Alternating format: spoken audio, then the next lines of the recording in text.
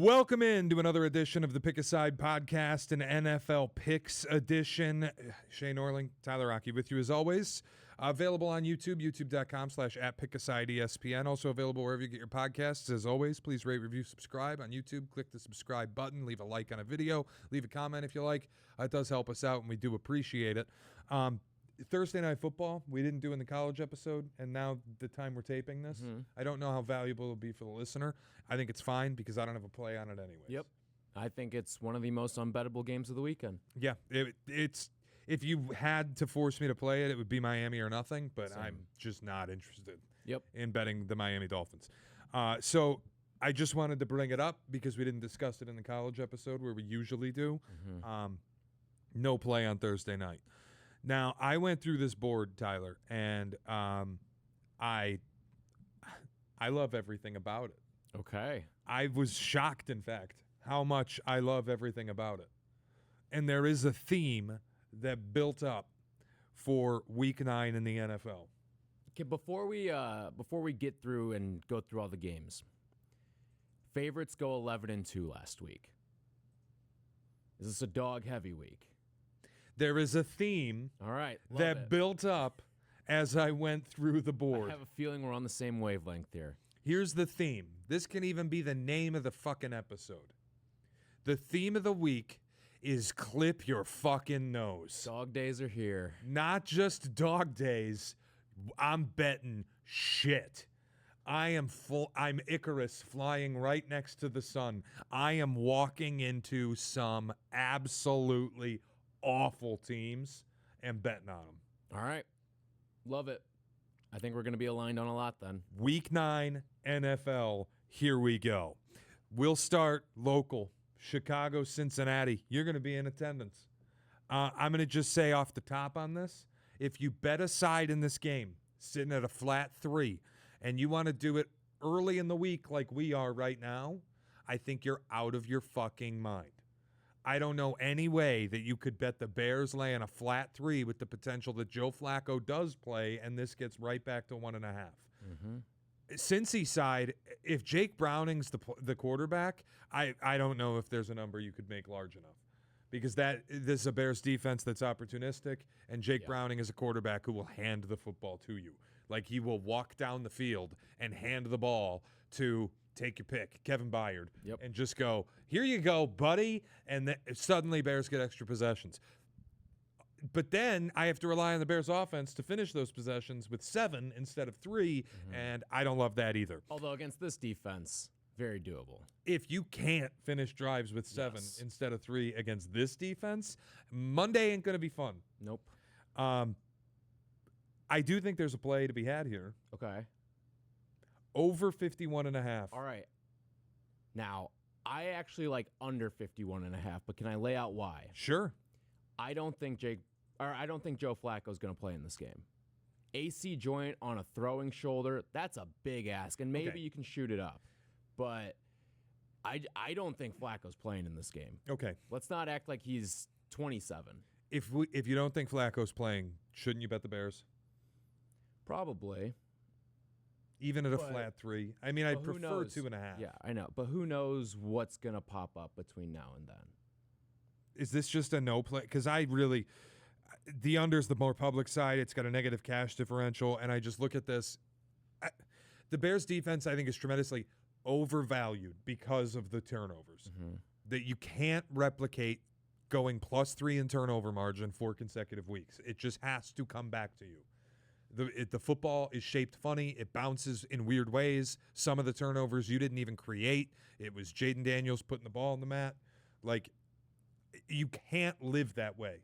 And I think when they don't get takeaways, they are not a very good defense. Cincy side, we know it's just bad. Yeah. That's where I landed on a lot of points. Could we look at this at 31-21, and you are well clear of the 51.5? Well, you'd be half a point clear of the 51.5. That's well clear. It's a win or a loss. No, I don't think Flacco's going to play in this game. I'd much rather bet on two teams to kind of struggle their way through this game than one team to just outclass the other. Okay. I'm gonna. And again, I'm gonna bet this today. Is under a play for you then? Under's a officially? play. Yeah, under's a play Got for it. me because I'm betting it today, and it's a bet on Flacco not playing. I will not go head to head with you. I will root for you. I'll be a no play on Now, that. don't get me wrong. If Flacco plays and maybe he gets knocked out early, and I still feel good about the number where it's at, but if Flacco plays, I would not like under 51.5. But I am strictly making a Flacco not playing. I honestly, if you play the under on the early line and the game tracks the way the last game did, where the Bears have 2 lengthy drives that end in 6 and the number tanks, you could buy a live over and try to middle your way through this too. Sure. So I don't hate the thought process. I'm just going to stay away from it completely. It wasn't one of my favorite games on the board. Next up is, and it's the same process that has led me into bad positions the last 3 weeks, but it's a process that I think is going to come back at some point where it's going to work. The thing that'll kill me is, once again, if Drake May continues to be the best quarterback in the NFL, and that's not hyperbole. He's number 1 in completion percentage. He's number 1 in EPA plus CPOE composite. If you care about the really advanced stuff, the geeky shit, he's number 1 in football in it. He's 2nd in passer rating. He's the most efficient late down quarterback in football. He has been, to this point, the best quarterback in football. If he continues to play that way, then I will continue to lose these bets. But a couple weeks ago, Atlanta put one of the worst performances of the year on film. A 30-0 loss to Carolina. They got fucking bodied. And the following week, we bet the Falcons. Yep. And we were the only people in the world doing it. Last week, the Falcons put one of the most disgusting performances of the season on tape against Miami, getting drubbed by Tua with fucking pink eye. And this week, nobody wants to touch them. 5.5-point road dogs at New England. And I once again think the number is just too big. Yeah. I am going to bet the Falcons getting 5.5 points. Listen, a lot of what this Patriots win streak's been built on is not playing anybody. I know they played the Bills. That one is like the one. But outside of that, it's been a lot of shit that they've gone through. Whatever you think of the Falcons, they are not shit. They have good players on both sides of the ball, might I add to. They have good players. They have offensive line continuity. They have skill players that are worth something. I think I'm with you. I think Atlanta has a chance to just outright win this football game. I do too. And again, if Drake May is going to keep being the best quarterback in the league, then it doesn't matter. And if I'm going to lose bets, be honest, he could be the best quarterback in the league and win this game 27-23 or 27-24. 100%. Like the Falcons, just to me, they're the ultimate up-down team. I don't love Raheem Morris as a coach. I love most of what they have talent-wise. Like, I don't have to like Kirk Cousins, but I love Bijan. Their offensive line is not great, but not bad. The weaponry that they have, if Drake London's healthy, they have excellent weapons. Yeah. Defensively, they picked like 30 people in the draft that were all defensive players. They have talent on this team. It's just the coach, for whatever reason, week in, week out, can't get it to be consistent. But I've already got an example of they put a horrific performance on film and they bounced back with an outright win, and an impressive one. Yep. And looks like Panic's probably going to be back too. So if you get Penix back, and if London can go, and you're at full health, and you're coming off a dreadful game, I just feel like the Falcons are the right side, especially because nobody wants them. 100%. I'm with you. Falcons plus 5.5 to play. Chargers, Titans. Chargers are 9.5-point favorites. Total is 43.5. Now you have the option of not betting this at all, but which is the option I might take, to be clear. But if you had to bet it, once again, the theme of the week, clip your fucking nose and take the 9.5 points with Tennessee. Yep, that's the only. I mean, I'm not playing the game, but if you're in some sort of league where you got to pick them all, I would go Tennessee. I also think I'm just gonna pass. It's not worth it. It's not worth the infuriating Cam Ward fumble, scoop, and score that puts this game on the other side. Okay, we'll move on. Vikings at Lions. Lions laying 8.5, and the total is 48.5. Automatically divisional game, and you're talking about a 9-point spread. You need 9 points to win the spread. This is the one where I think clipping your nose is a mistake, though. Interesting. Okay. You have a quarterback who, we have plenty of examples, fucking shreds a Brian Flores defense. Goff versus Brian Flores is like he turns into prime Joe Montana. I just want to see what it looks like. I'm willing to lose one time on this. I'm going to be on Minnesota. I want to see what it looks like without Ben Johnson, though. And I get that, like, John Morton's been great. Done a good job, but I want to see what it looks like without Ben Johnson. I'm not going to bet it. If I had to, I would bet Detroit. I don't really have a feel for the total. I can see the pathway to Vikings. They're a dog nobody wants. And you're like, when I say nobody, I mean you're talking about 14% of the bets making up 18% of the money. That is automatically attractive to me on the dog position, and I'm not taking a mega public team that's laying north of a touchdown. Just multiple fears here for me on the Vikings side. One being Goff annihilates Flores. I get you want to see what it looks like with John Morton and not Ben Johnson. That's a fair point. The other is I do believe J.J. McCarthy got benched. I do too, yeah. I do not believe he was. He may have been hurt. I don't think he was hurt enough to warrant 6 weeks off. Like, he finished the game that they said he was injured in. Yeah. And the final play was a 16-yard scramble. And then they wake up and go, your ankle's hurt and you're out for 4 weeks. And then they turned 4 weeks into 6 weeks. And they said he'd be back in week 8. And then week 9, it was still Wentz. And not just Wentz with a fucked up shoulder that he now needs season-ending surgery on. Yep. But he got benched. Mm-hmm. And I'm a little nervous that now you're debuting J.J. McCarthy again on the road again. But this is a little different than Monday night. This is an elite defense that has played like an elite defense that just paid their best player, extended Aiden Hutchinson, and they play in a fucking madhouse of an environment. I'm staying away from the game. Yeah, I love the divisional dog aspect of it. O'Connell is a great coach. He knows how to, especially in the regular season, build stuff for these types of games. I'm not as worried about it as you are. I just love the divisional dog. You've got some of the best weapons in the entire sport on your side too. Listen, JJ is going to be a giant question mark for this game, but maybe he's learned something in these last 6 or 7 weeks that he's been sitting out too. So I'm hoping that there's been a little bit of a development. All he's done in his career is sit out. Yeah. So hopefully he's learned a little something in that time. All right, Carolina, Green Bay. This spread's nuts. Yes. Do we have the stones to do what must be done? Yes. Okay. Carolina's getting 13.5 points on the road at Lambeau Field. 13.5. 13.5 points. What is Green Bay? Is Green Bay 500, right? Yeah. Is Green Bay prime Kansas City? Like, what am I missing in this that we're looking at a 13.5 point spread? Bryce Young's playing. Spoiler alert. It's not Andy Dalton this week. It's 71% of the bets make up just 62% of the money on the 13.5 point favorite in the first week of November, really the final week of October. Yeah. Like, there's just, I can't ever be laying 2 touchdowns against a team that's 500. I understand they got housed last week by Buffalo, but does that lead us to a position where we are doubling the spread that Buffalo offered? Listen, Carolina outright winning this game would not be the craziest thing in the world of outcomes that we could see this weekend. Tell me why Buffalo last week is a 7-point favorite against Carolina. Green Bay is double the point spread. In what world do we get 7 points better with Green Bay and Lambeau against the same fucking team Buffalo just played? And I know Buffalo crushed Carolina, but you play that game again, at most Buffalo's a 10-point favorite. Yeah. I don't get how we got to 13.5. And you're upgrading your quarterback situation too. It's not. Going it's from nonsense. Dalton to Bryce Young. All right. I think it's ridiculous. I'm with you. I'm on Carolina. Clip your nose and play them. Next game is not a clip your nose game. This is the trend is not your friend, I think.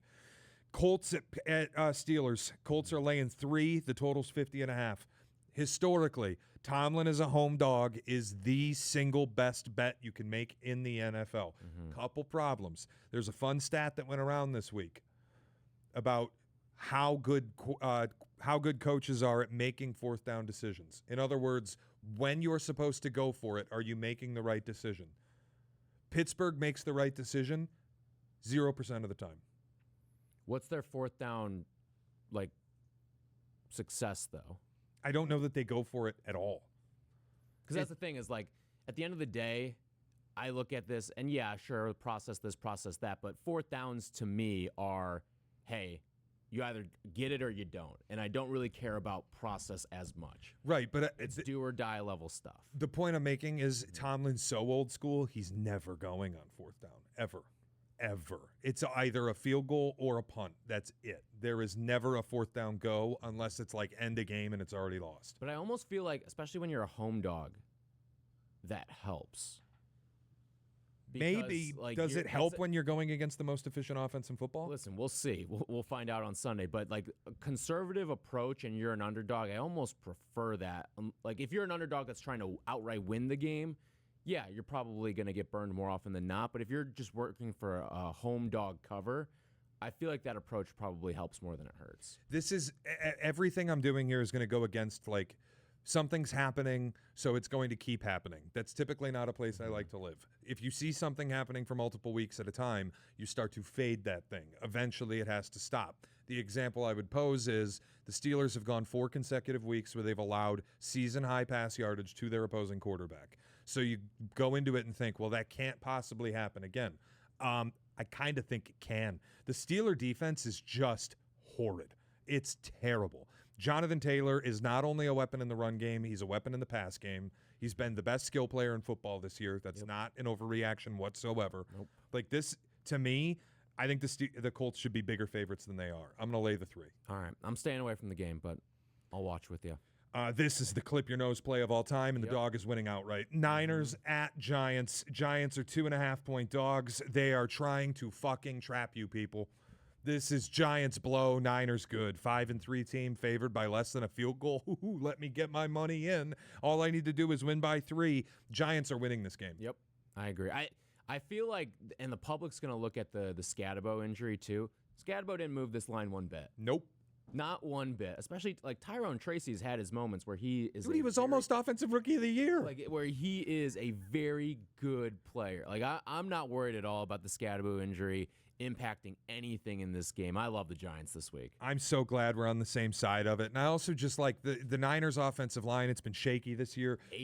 Like an aging offensive line is not what I want to see going up against this defensive line from New York. Guys, the Giants might trade Kayvon Thibodeau. They might trade, I don't know, pick your guy on their front. They're not trading him before this game. Yeah. And if you want to get the best return for Kayvon Thibodeau, don't you put him out there to try and get a couple sacks? Like, they're not going to put him on ice. Yeah.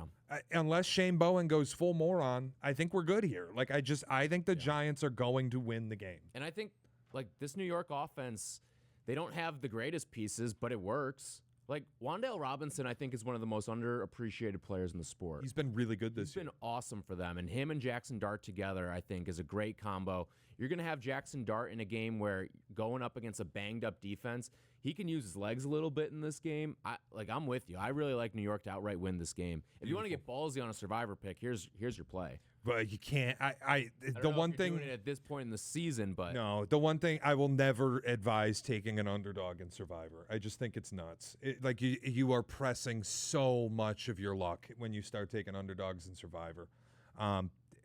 You might win. I'm not going to tell you it's impossible to do it. But like if you look at the slate this week, if you haven't used the Rams yet, use the Rams. Used the Rams. The Rams are the way to go. And to be honest, I would still probably use the Packers if you haven't. But there's a chance you've used the Packers. You're not going to use either Kansas City or Buffalo because they're playing each other. I think you could use the Chargers. I think you could maybe use the Lions if you have them available. Mm-hmm. You could probably go with Baltimore if you have them available. Now where a lot of these teams have been used. Yeah, I know. It's and you're dealing with bye weeks. And too. People who are still alive in Survivor, congratulations. I mean, last week was killer. Bengals losing to the Jets outright, Falcons losing to the Dolphins outright. If you're still alive, you may be the only one left standing anyway, or you're at the point where you're chopping your pot. Yeah. If you really needed something, I would hope you haven't used the Rams yet. I would hope that you haven't used. If you want to get ballsy and you haven't used the Colts yet, go ahead. I don't think the Steelers are winning that game. Yeah, but you can see the world where that happens. I know. But this is last week was 7-point favorites everywhere. Yeah. This week, this is a much more fun NFL board because, the picks get a little more difficult, but there's also spots that you can play. For sure. Like, I'll give you an example of a team this is really frisky, but it's a process I used earlier in the year that worked, and it is a reverse clip your nose, where you're taking a favorite and clipping your nose doing it. Houston? It's Denver and Houston Houston's a 1.5-point favorite, and I am betting on the Houston Texans. Same. We are walking hand in hand right now. I told you it's a clip your nose week. Like, I just went through this, and I'm like, every spot, And all the spots I like, unlike last week where I'm like, everything I like is public, Mm-hmm. nothing I like this week is public. This feels like books get their lick back type of week. Yeah, it does. Anytime, and we've talked about it before, and it like, guys, it's not guaranteed. Mm-hmm. There's a world where favorites just run the house again. But anytime you look at a week where the favorites win at an 80% clip the week before, rent's fucking due.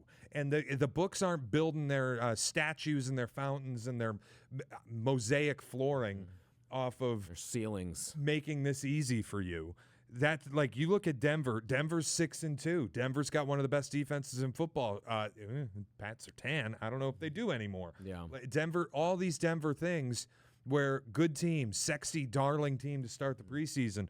People thought they could be a Super Bowl contender. They're first place in one of the best divisions in football.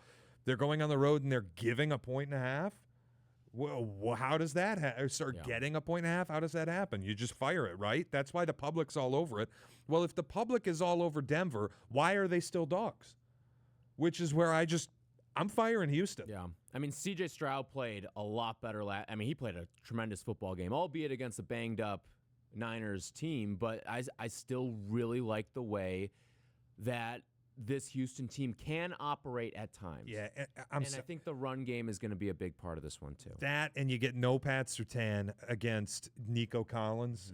Go have fun. Jaden Higgins, he started to wake up a little bit, too. Yeah, and I know Nico didn't do shit against the Niners, but, like, you move forward. I love Houston in this spot. Yeah, I do, too. All right, we move to the 3 o'clock. Also, the defense, too, going up against Bo Nix. Listen, this ain't Dallas's defense. You're not playing at home against Dallas this week. You're playing against one of the best defenses in football. It's a great point, one we should spend a second on because the total is so low here at 39.5. I wouldn't bet the under, despite the fact I think this defense is going to choke out Bo Nix, because Bo Nix has the capability of giving Houston really short fields. Yes. And when you talk about a number that's that low, south of 40, I'm not getting in the business when I think one of these quarterbacks is really turnover prone against a great defense. Yeah. Like, do you still think Houston is the best defense in football? I do. Yeah. Them or Green Bay. Okay. I think you're splitting hairs there. I will say, like, this is a game, and I know, like, we'll see what happens with Surtain, but, like, on the flip side, you think there's not a couple of corners there who think they're the best corner in football?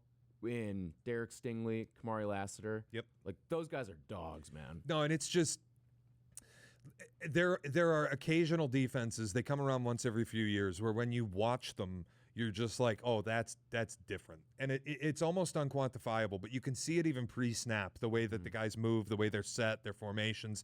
And then obviously post-snap, when you're looking at guys like Danielle Hunter and Will Anderson just mollywopping offensive lines. But Houston is one of those defenses that just looks imposing. Yeah.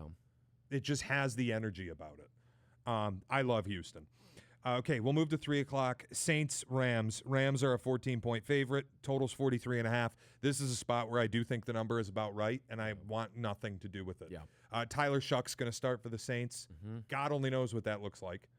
If Tyler Shuck's good, then you're going to lose your Ram bet. Yep. But you even probably won't even lose if the he is game. good, you still may not win your Saints bet. Right. Like the Rams are a wagon, and I think they've found it a little bit, especially the London game. Stafford going for 5 touchdowns. They took the bye smartly.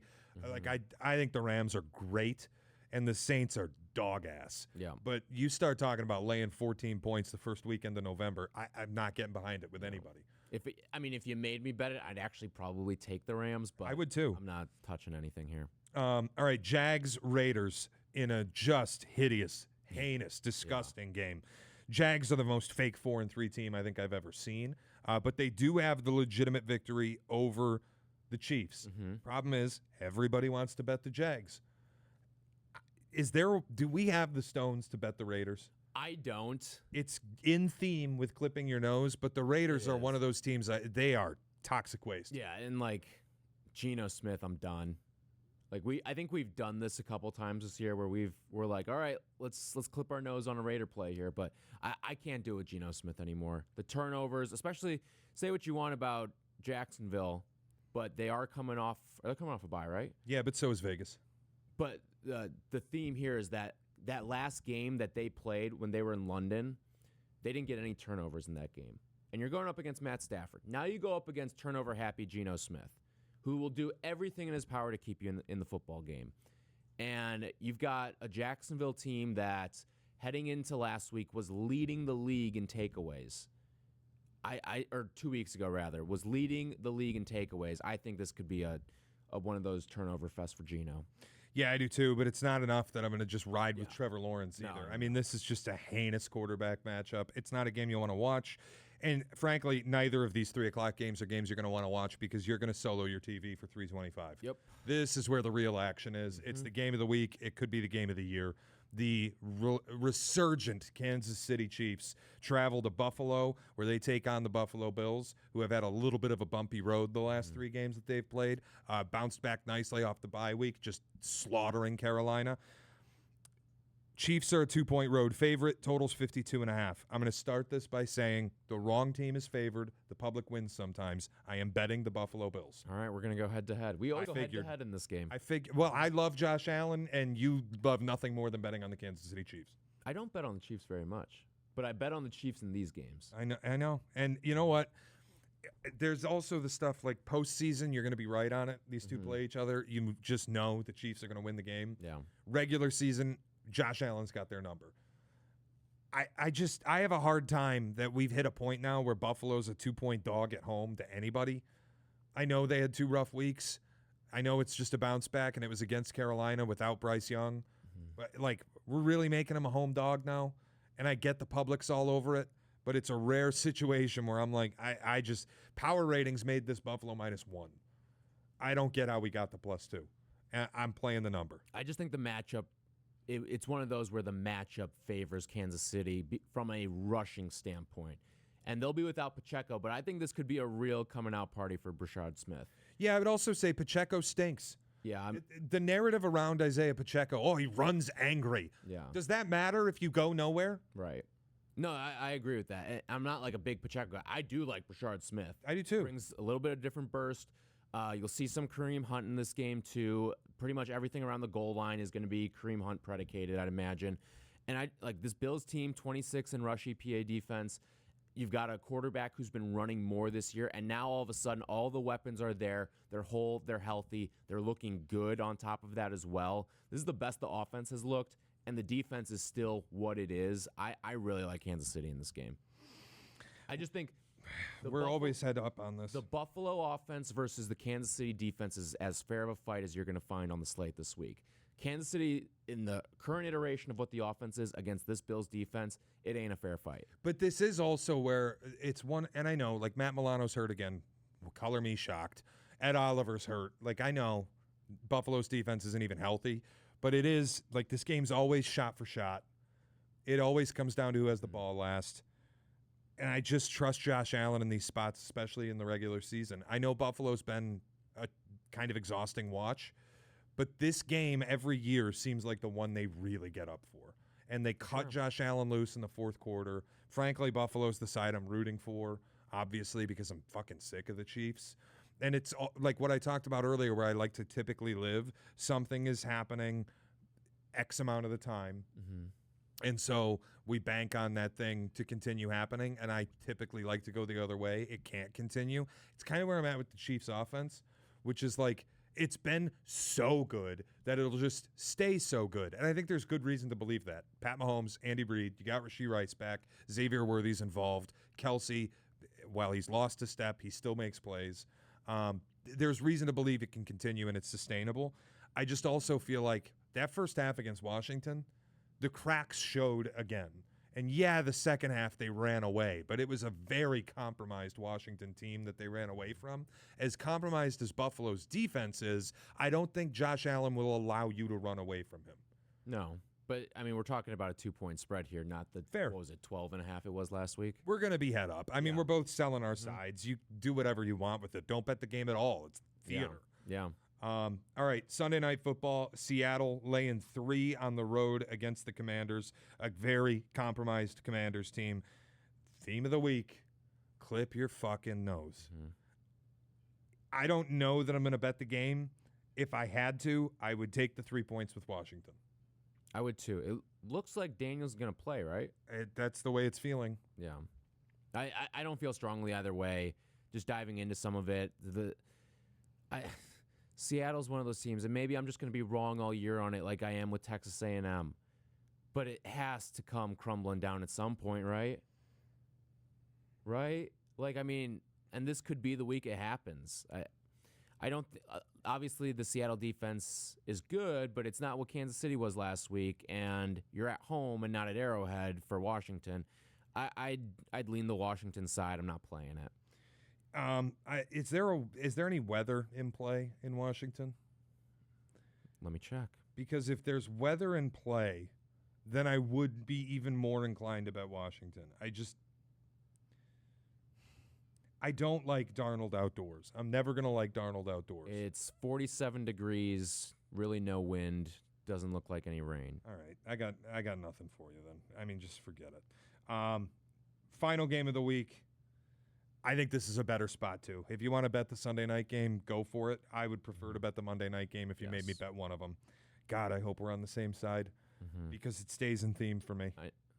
Okay, now I don't think we're on the same side. I want to bet Arizona. Interesting. Okay. I don't feel strongly about it, so I'm willing to back off of Dallas, but they've gotten healthier. Kyler Murray's going to play. I know people hate Kyler Murray. They think he's fucking terrible. You might be right. Maybe he is. Dak had an awful game last week in Denver. The offense on the whole wasn't great in Denver a week ago. Arizona, are they just going to keep losing games? 5 straight losses after they started the season nicely. Again, just because something is happening doesn't mean it's going to continue to happen. And this is the NFL. You won't just lose forever. Like, think about it with the Bears. If you want to paint positively what happened in Baltimore, you went on a 4-game losing streak, and the Baltimore game is the proof that it's incredibly hard to be good in this league for weeks at a time. Yeah. Stacking wins on wins on wins on wins. I think it's equally difficult to keep stacking losses when you're a team that's as talented as Arizona is and when now you are getting healthy. It's fair. It's fair. And I look at it, and it's a Dallas team that was public a week ago, a Dallas team that is always public, getting 71% of the bets, making up only 66% of the money. Nobody wants Arizona except the people betting big dollars. And it's a spot for me where I get a team that's getting healthier. Yes, they're on the road, but you negate it a little bit because it's Jerry World. It's indoors. It's the fast track. It's not like 3 years ago when Dallas just wins every game there by 40. Something happened in that Green Bay game in the playoffs when they finally lost at home. Yeah. That, like, it's just not been the same home field advantage. Right. I like it. There's Cardinal fans that are going to be traveling for this thing. No, and I'm not even saying that, like, the fans will have an impact on the game. I think you negate environmental concerns when you put them in one of the most offensive happy buildings in the league. I like Arizona getting the 2.5. All right, I won't play it. I could see a total play here. Over? Yeah. It doesn't go with the dog play, but when you're talking about a 2.5 point spread, it really doesn't matter. Yeah, when you're talking about 2.5 and, like, Arizona's not winning this game, or Arizona's not playing a 17-14 game here. I'll tell you, nobody's betting the over. Really? 19% of the bets make up 29% of the money on over 53.5. Right, I like it even more then. Go ahead. A little prime time over. Let's do it. A little prime time over on Monday Night Football. I love the Cardinals. It's just every play I'm making this week is one where on its face you look at it and go, that's disgusting. How could you even fucking think of it? But I just think this is going to be one of those weeks in the NFL where you got to bet some dog shit. Yeah. Yeah, no, the book's getting theirs back, man. Last week was not good for them. No, with all those favorites. Rents do. So it's almost all dogs for me. In fact, I've got 7 plays. 5 of them are dogs. I've got 1, 2, 3, 4, 5, 6, 7, 8 plays, and 1, 2, 3, 4 dogs. That's how it should be. All right, let me break down the card. Houston laying 1.5 at home against Denver, which is the sneaky clip your nose side. Giants plus 2.5 at home against San Francisco. Colts laying 3 on the road at Pittsburgh. Trend is not your friend. Carolina plus 13.5 on the road in Green Bay. Atlanta plus 5.5 on the road in New England. Buffalo plus 2 at home against the Chiefs. And Arizona plus 2.5 on the road to Dallas. All right, I'm going under 51.5 Bears Bengals. That's a bet against Flacco playing. I don't believe Joe Flacco's going to play. I like the Falcons as a 5.5-point dog. Minnesota 8.5-point dog. Panthers 13.5-point dog. Giants plus 2.5. I think they'll outright win. Houston as a 1.5-point favorite. Kansas City as a 2-point favorite, and then over 53.5 in Dallas and Arizona. All right, there we go. That's Week 9 NFL. We'll be back on Monday with a recap episode, college and pro, break down all the action of the weekend. Always available, youtube.com/@PickAsideESPN. Please, if you haven't, go there, subscribe. The @ symbol's very important when you go to the URL. It'll help you find us very easily. Like a video, leave a comment. Otherwise, wherever you get your podcasts, rate, review, subscribe. It does help us out. We appreciate it. For Tyler Rocky, I'm Shea Norling. It's the Pick a Side Podcast.